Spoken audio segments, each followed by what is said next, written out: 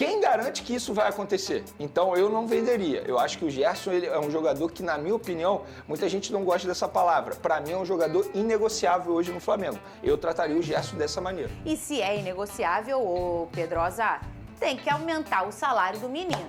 Fala pessoal, sejam muito bem-vindos ao Flamengo em Forma. E agora vamos continuar repercutindo tudo sobre o dia a dia do Mengão. Tem novas informações, tem a situação ali, o caso Gerson, a polêmica que vem acontecendo.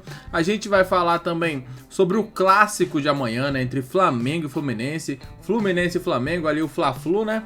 Um grande jogo, certamente. O Flamengo não vai ter o De La Cruz, que será poupado para esse confronto, né? Então deram até a nota ali, afirmando que o De La Cruz precisa ter um pouco de tempo ali para descansar mais, porque a condição física dele não tá das melhores, né?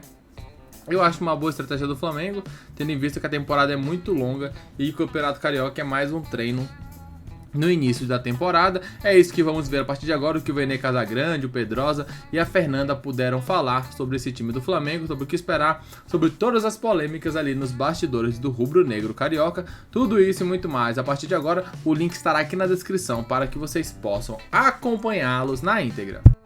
Da competição. Agora tá todo mundo aí com o mesmo número de jogos, tá tudo certinho? Não.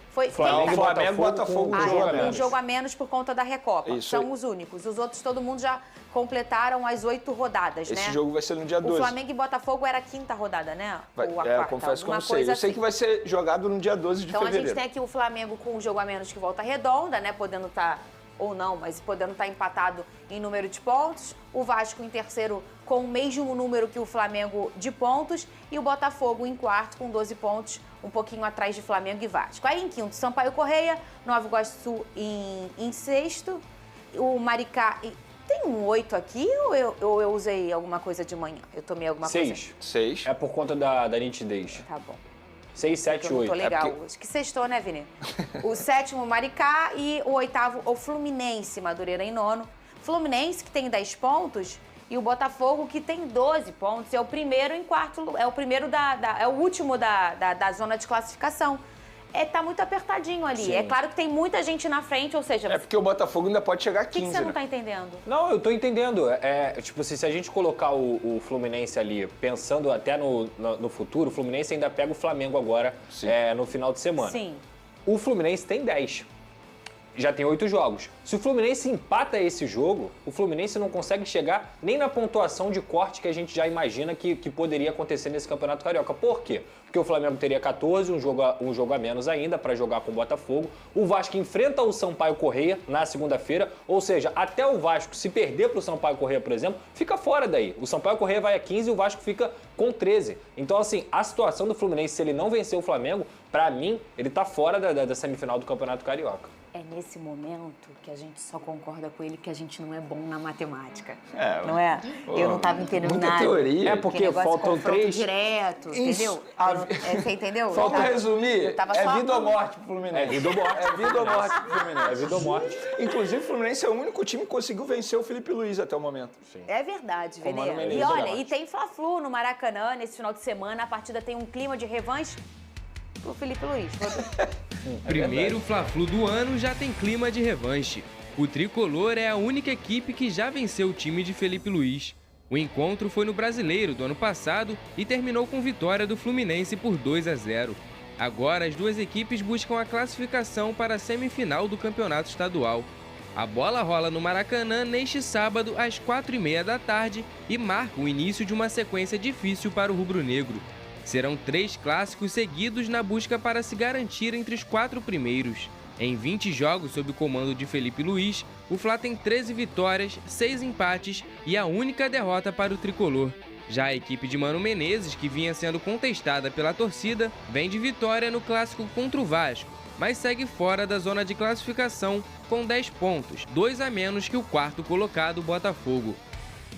Vene, vou com você pelo lado do Fla e vou com Pedrosa pelo lado do Fluminense. Novidades do Flamengo, alguma coisa diferente? Vem com um time com força máxima para esse jogo com o Flu? Não será força máxima porque o De La Cruz será poupado. O Flamengo emitiu um comunicado oficial dizendo que o jogador não será relacionado por conta de um controle de carga, o que eu acho uma atitude extremamente certa, porque a minha maior crítica em relação ao De La Cruz foi o planejamento adotado na temporada passada, quando esse jogador foi utilizado em vários jogos de Campeonato Carioca no primeiro semestre e chegou no segundo semestre e o jogador estava destruído fisicamente falando. E então, já era um jogador que veio com uma pois é, uma e o observação. Ele é um cara que precisa ser visto de forma bem diferente. O histórico de lesão dele preocupa, sobretudo lesões no joelho. Então, acho que tem que ter esse controle de carga sim. Não é um jogo de vida ou morte para o Flamengo, muito pelo contrário. Se perder, não vai mudar em nada ali. O Flamengo ainda continua com chances de classificação para a próxima fase da Taça Guanabara. Óbvio que vencer um Fla-Flu é sempre importante, sobretudo esse clima de revanche para o técnico Felipe Luiz. Mas a ausência do De La Cruz não me faz mudar de ideia ou pensar diferente. Para mim, o Flamengo é o favorito para esse duelo. Chega no melhor momento, chega melhor preparado. A gente pôde ver isso nos últimos jogos, tanto do Flamengo quanto do Fluminense. Eu acho que a ausência do De La Cruz, inclusive, vai dar a oportunidade de Felipe Luiz de fazer alguns testes, alguma mudança. Por exemplo, você pode recuar o Gerson para fazer a função do De La Cruz e aí você coloca o Arrascaeta no time titular, ou até mesmo o Luiz Araújo, que está pedindo passagem, jogando muita bola nesse começo de 2025. Então, a ausência do De La Cruz, para mim, não muda nada. O Flamengo chega como favorito e eu acho uma estratégia extremamente correta da comissão técnica, controlando a carga desse jogador que, repito, tem um histórico de lesões que preocupa e você tem que pensar a longo prazo, não apenas no Campeonato Carioca. Você fala do conforto aí em relação a esse jogo do Fluminense matematicamente, mas os próximos confrontos do Flamengo são sempre clássicos, né? Então vai ser uma reta um pouco espinhosa aí pro Flamengo. Pega o Maricá ainda. É o Maricá, Botafogo, Vasco e Maricá. Vasco, né? Flu, Botafogo, Vasco e Maricá. Então, de 4 jogos aí, só um que é um jogo sem ser um clássico. Mas que também tem os desafios aí do Maricá, que tem feito uma boa campanha. Ô, Pedrosa, pelo lado do Fluminense. Olha, o Fluminense eu duvido que o Mano vá mexer na escalação, tá? Eu acho que o Guga foi muito bem, inclusive, na lateral direita.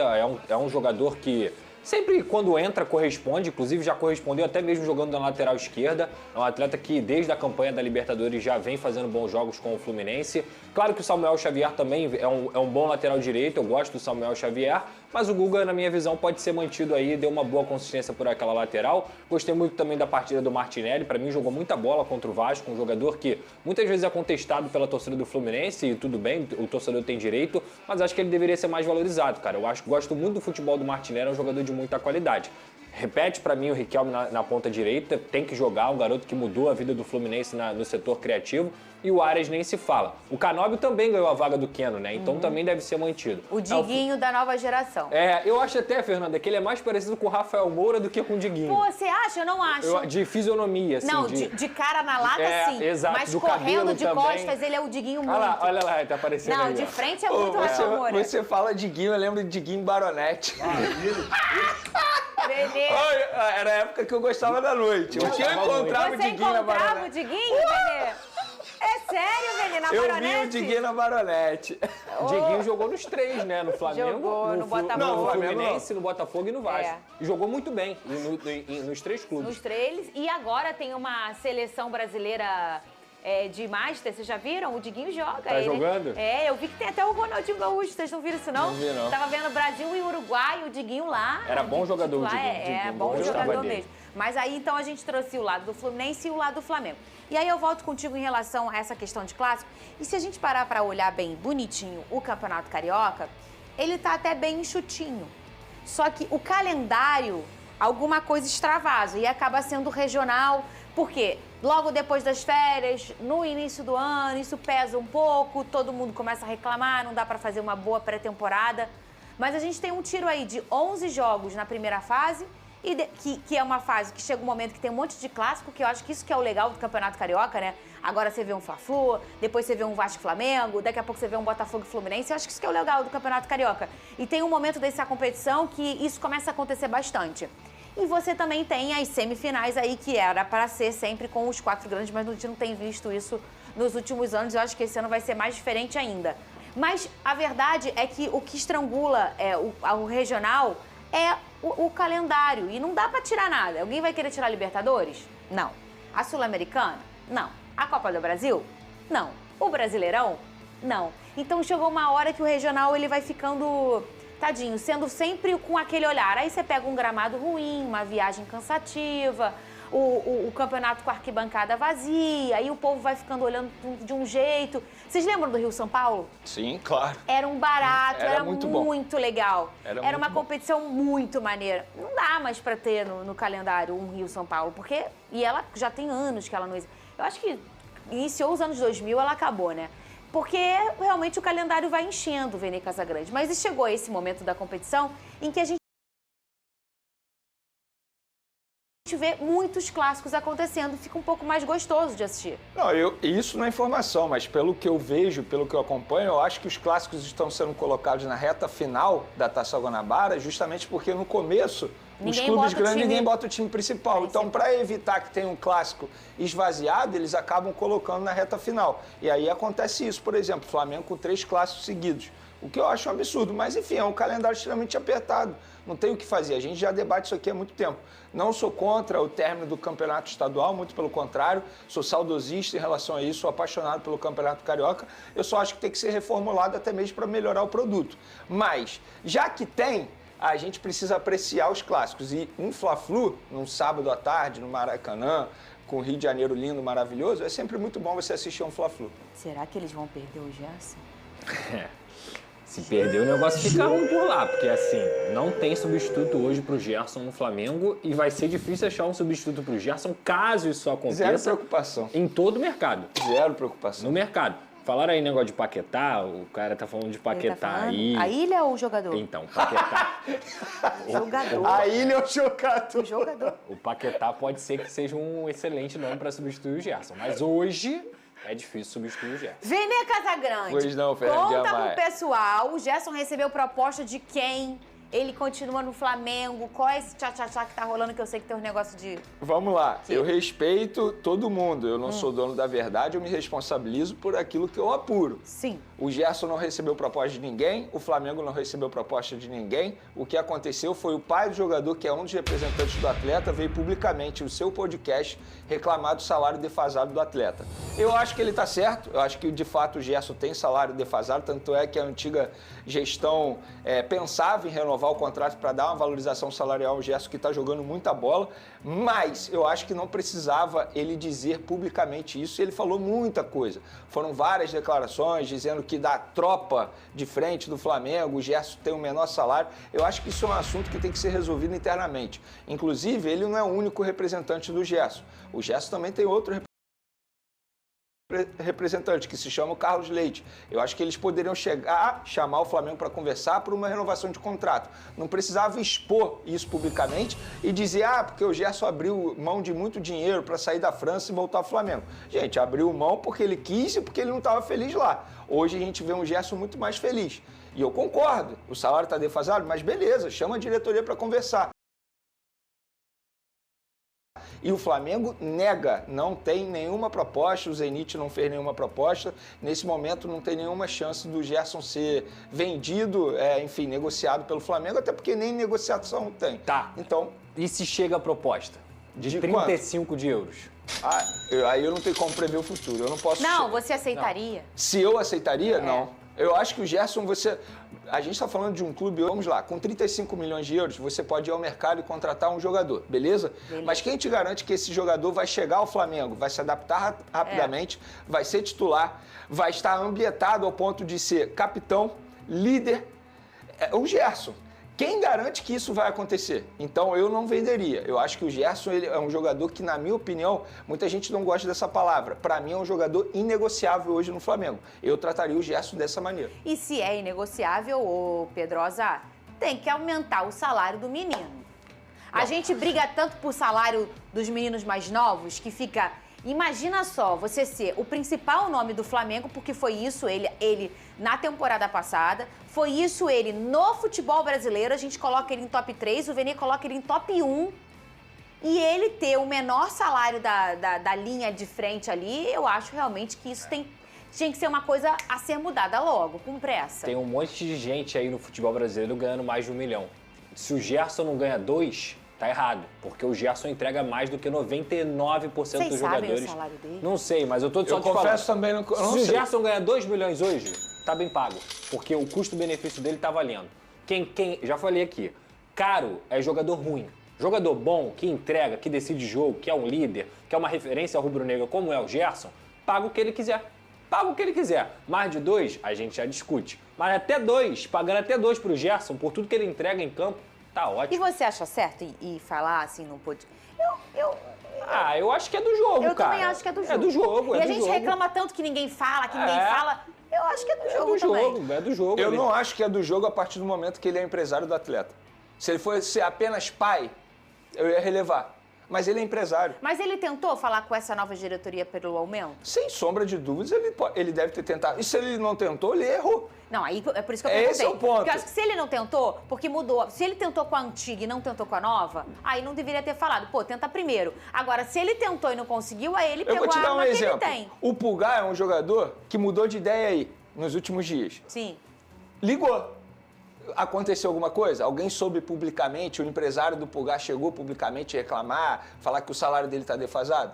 Não. Por quê? Porque isso está sendo discutido internamente. Mas a gente não sabe que isso aconteceu? Sabe. Não, mas sabe através de apuração. Não porque o cara veio no podcast dele e ficar falando um monte de coisa de salário defasado. E eu sei que o salário dele está defasado porque a antiga gestão já havia me dito isso. Que queriam renovar porque entendiam que o salário dele está defasado. Perfeito. Ainda mais que a gente está falando de um gesto que está começando o ano muito bem. Eu só acho desnecessário expor a esse ponto e, entre aspas, reclamar que o jogador abriu mão de muita grana para sair da França e voltar ao Flamengo. Gente, ninguém obrigou o Eu Gerson. acho que esse não é a justificativa. Eu acho que a justificativa é...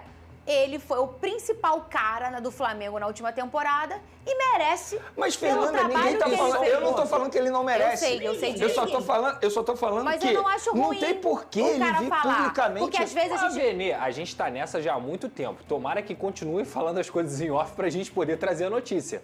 Não tem diferença entre o cara trazer uma notícia em off, ele poderia ter falado com qualquer amigo jornalista dele lá, falar assim, ó, a gente Solta tá aí, chateado, Mas eu vou te tal. Ele fez o contrário, ele falou assim, eu vou falar. É isso. E o Mas empate eu vou te vejo falar, problema. sabe por que ele Eu também errou? acho. Porque a postura da diretoria do Flamengo pode ser de uma outra maneira agora.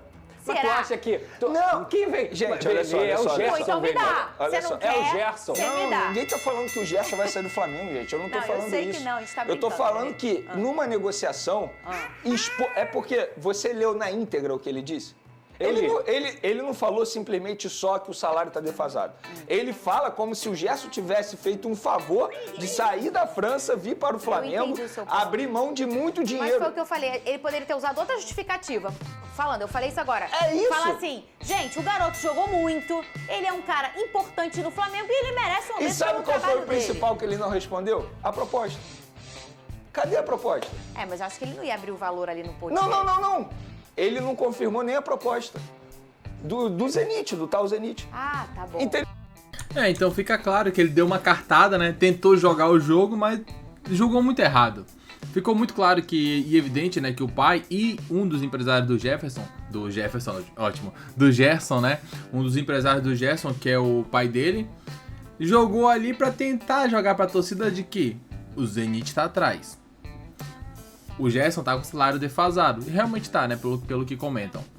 E o Flamengo ainda não renovou. Ou seja, se o Flamengo não renovar o mais rápido possível, a gente vai aceitar a negociação com o Zenit. E não foi assim. Descobriram que não teve proposta. Foi mais um blefe ali que alguém soltou, sabe? Então tem essa confusão aí de bastidores, o que acaba prejudicando muitas coisas, né? Claro, acho que não vai dar em nada. Obviamente o Flamengo deve renovar em breve com o Gerson. Não deve demorar, porém fica um clima ali bem constrangedor, né? Quando alguém que é um dos caras que comanda ali sua carreira acaba dando uma declaração dessa que é péssima, né? Então o Benê tem razão no que ele fala, não foi só o pedido de aumento em si, mas também foi a questão dele querer tratar como se fosse um favor. O Gerson veio ajudar o Flamengo, agora o Flamengo não quer ajudar o Gerson. Peraí, né? É uma troca, pô. Ele veio porque ele estava em baixa e o Flamengo precisava de um jogador importante que ele acabou rendendo bastante também nessa passagem, na segunda passagem pelo Mengão. Diz o que você pensa, comente abaixo, daqui a pouco voltaremos com mais informações. Até logo mais, valeu!